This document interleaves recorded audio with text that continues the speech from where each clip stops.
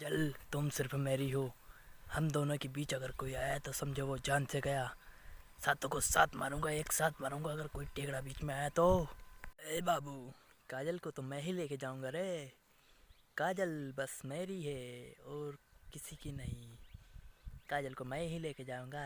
हाँ, मैं ही लेके जाऊंगा। सालो, तुम क्या काजल को लेके जाओगे?